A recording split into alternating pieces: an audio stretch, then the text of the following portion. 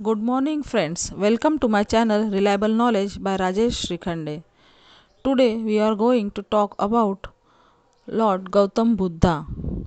If you like my video, please comment me and please like, share and subscribe to my channel. Gautam Buddha is the title used to refer to a man named Siddharth Gautama. It means fully awakened one. He was born in a religion of what is now known as Nepal and was a person who created the religion Buddhism. He lived from about 563 BC to about 483 BC. He is also called Shakyamuni Buddha because he was a member of a Shakya clan, the ruling class of an aristocratic republic in that region. About 2600 years ago, a clan called Shakyas ruled the city of Kapilavastu. Siddharth Gautam was born just outside the city of Lumbini. His father was a ruler named Suddhodana and his mother named Maya. Maya died when Siddhartha was about 7 days old. His father controlled him in a very peaceful and nice way. There were home tutors for him as he was not interested in the outward things and took place at that time.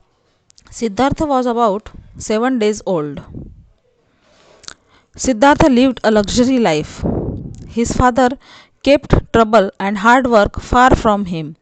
A seer predicted that if Siddhartha stayed inside his palace his whole life, then he would become a great king. However, if he left the palace, then he would become a great religious leader. The king did not want his son to become a religious leader. He kept Siddhartha in the palace for his entire childhood. Then Siddhartha turned 16 years old. His father found a woman for him to marry. He married a woman named Yashodhara and they had a son named Rahula. Although Siddhartha had everything he could want, he was still not happy. He wanted to learn about life outside his palace. Legend says that he got out of the castle against his father's orders. He saw the four great sights: an old man, a sick man, a dead man, and a holy man with no home. Siddhartha left his family, his land, and everything else at the age of 29. He left everything to be a mendicant, a wandering ascetic. Eventually, he became a religious leader for the people. Many holy men at this time were ascetics. They hurt their bodies for religious reasons. They abstain from certain pleasures so they can get rid of desire. One group of ascetics called the Jains. They practiced self-denial and made themselves suffer very much. They believed this would be free the soul from pain and sadness. There were many types of ascetic mendicants, wanderers throughout the region, which would become known as India. Siddhartha tried these ascetic practices and meditation techniques and eventually became better than his teachers. He still found no answer, so he left his teachers and friends to discover another way. He decided to eat only 6 grains of rice a day. He tried holding his breath. His body became very thin, like skin and bones, and he nearly died. Still, he had no answer. Siddhartha began to think again about his path. He recalled sitting under a rose apple tree as a boy and reaching a profound, happy, peaceful state. He thought this memory might point to be a better way than hurting himself. He accepted a meal of milk, rice, so he would have strength to make focused effort.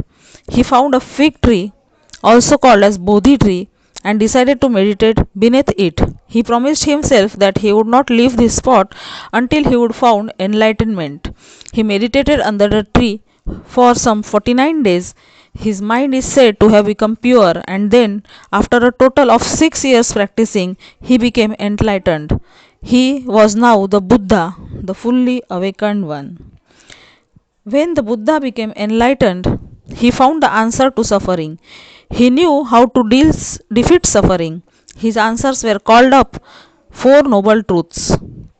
He was not sure if he should teach his new ideas or not. He asked himself if the world was ready for such a deep teaching, but in the end he decided to travel to a town called Sarnath to teach the people his new way. He taught about the Four Noble Truths and the Noble Eightfold Path. The people listened to him. When he taught, he did not pretend to be a god. He said he was just a man who had found the meaning of life, enlightenment, and then any person can also find the meaning of life. For the rest of his life, he walked all over southern Nepal and parts of India to teach people what he believed. He started a Sangha, which is a group of Buddhist monks and nuns. Many people become enlightened because of him. At the age of 80 years, after 45 years teaching the Four Noble Truths, Gautam Buddha died.